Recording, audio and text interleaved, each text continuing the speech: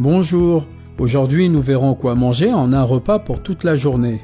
Quand on ne suit pas de régime particulier, on a tendance à s'alimenter un peu au feeling, avec ce qui nous paraît équilibré.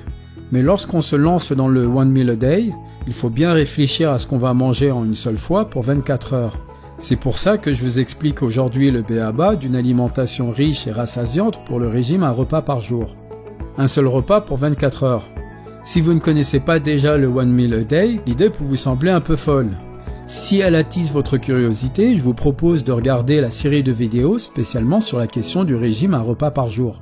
Juste pour vous faire un petit rappel, il s'agit d'une variante extrême de jeûne intermittent dans laquelle on n'accorde qu'une heure à la période d'alimentation. Autrement dit, on mange un gros repas en 1 heure sur 24 et on jeûne à l'eau pendant 23 heures par jour. L'intérêt médical de la méthode se discute, mais les bénéfices dans la vie quotidienne souvent mis en avant sont une augmentation de la concentration, une diminution du coup de fatigue après déjeuner, un gain de temps en faveur de la productivité, un développement d'une meilleure discipline dans la vie en général et une perte de poids. Comme tous les jeûnes intermittents, le MAD conduit au changement métabolique vers l'état de cétose. Expliqué en détail par Mattson et Cabot, je résume ici. L'état de cétose correspond au moment où le corps utilise les acides gras stockés comme source d'énergie à la place du glucose qui est épuisé. On parle de cétose parce qu'une grande partie de ces acides est convertie en cétone, utilisable par tout le corps comme carburant. C'est pour rester dans cet état que de nombreux partisans du régime un repas par jour sont aussi cétos, c'est-à-dire qu'ils suivent une alimentation cétogène.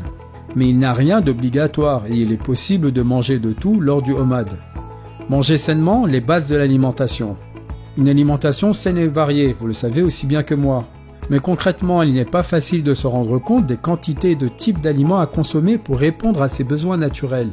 Pour vous appuyer une réponse, je vais notamment m'appuyer sur l'article extrêmement complet de Skerrett et Willett.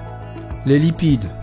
Communément appelés gras, les lipides constituent un macronutriment essentiel, notamment en ce qui concerne le gras monoinsaturé et polyinsaturé, allié du cœur.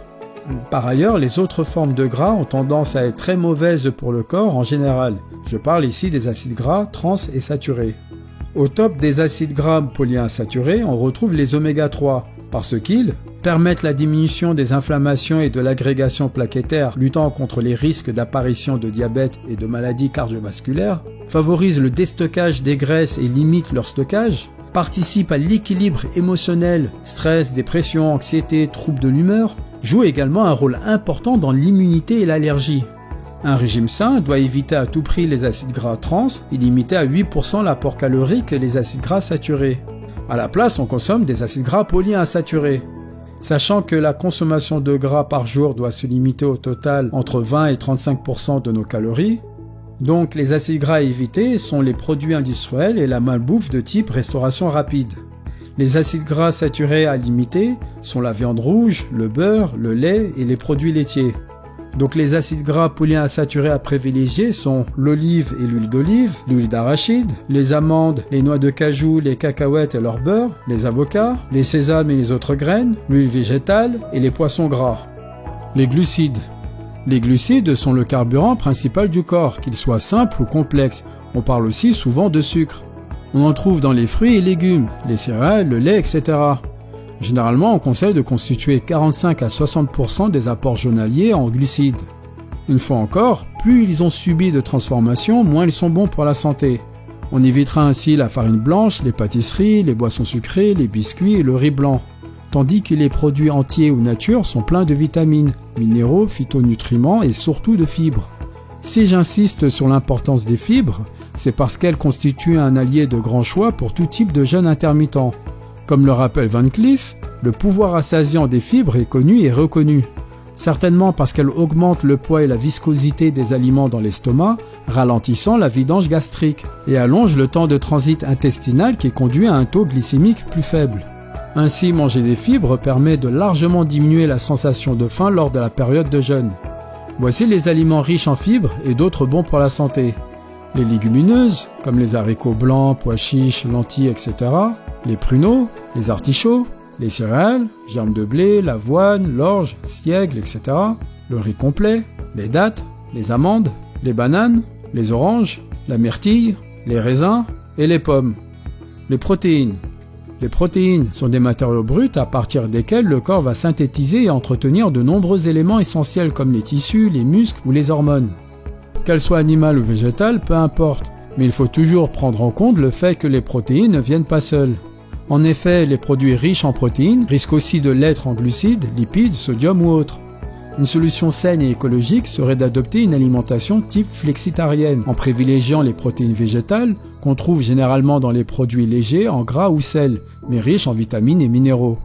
Parmi les protéines animales, on a le blanc de poulet avec 53 grammes pour 100 grammes, le lait 32%, le thon 30%, les crustacés et mollusques 26%, le blanc de dinde 24%, le bœuf maigre 22%, les crevettes 18%, le fromage blanc 12,6 grammes pour 100 grammes, les œufs 12 grammes pour 100 grammes, le yaourt grec 10%.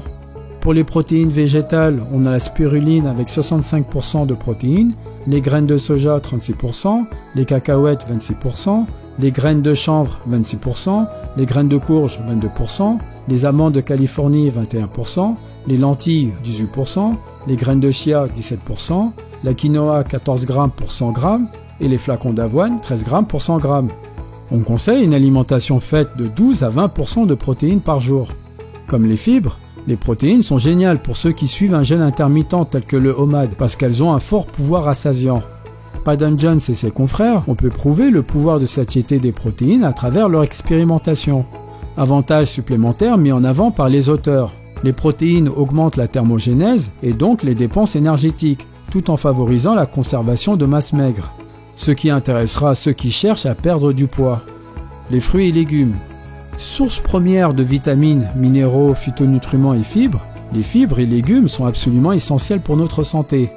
Leur consommation doit être abondante, au minimum 5 portions par jour et au mieux viser plutôt 9 portions. Sachant qu'une portion de fruits est environ égale à 150 grammes et une de légumes à 75 grammes. Variez les formes et les couleurs. Chaque fois mixer légumes verts à feuilles, fruits ou légumes jaunes orange, fruits ou légumes rouges, agrumes. Au mieux frais, mais surgelés c'est bien aussi. Lorsqu'on suit un régime un repas par jour, il est peut-être difficile de manger assez de fruits et légumes qui puissent apporter d'un coup une bonne quantité de calories. Pour vous aider, voici les fruits et légumes les plus caloriques. Pour les légumes, on a les avocats, pois cassés, maïs doux, petits choux, artichauts, betteraves rouges, choux de Bruxelles, carottes, aubergines, poivrons rouges. Pour les fruits, kaki, fruits de la passion, grenades, banades, litchis, figues, mangues, cerises, cassis et raisins. Vitamines et minéraux. Des vitamines et minéraux essentiels, il y en a plein. Passons certains des plus importants en revue.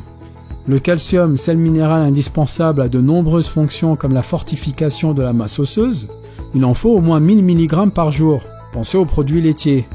La vitamine D aide entre autres le corps à traiter le calcium.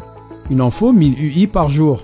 On en retrouve par exemple 600 à 920 UI dans 100 g de saumon frais, 120 UI dans 250 ml de lait de vache et 80 UI dans 250 ml de boisson de soja enrichie. La vitamine B12 est extrêmement importante. Elle aide l'organisme à se purger des toxines, participe au fonctionnement du cerveau et aide à la synthèse de l'ADN. Le problème, c'est qu'on ne la trouve que dans les produits animaux. Les véganes doivent en prendre en supplément alimentaire. Le fer, la première carence dans le monde.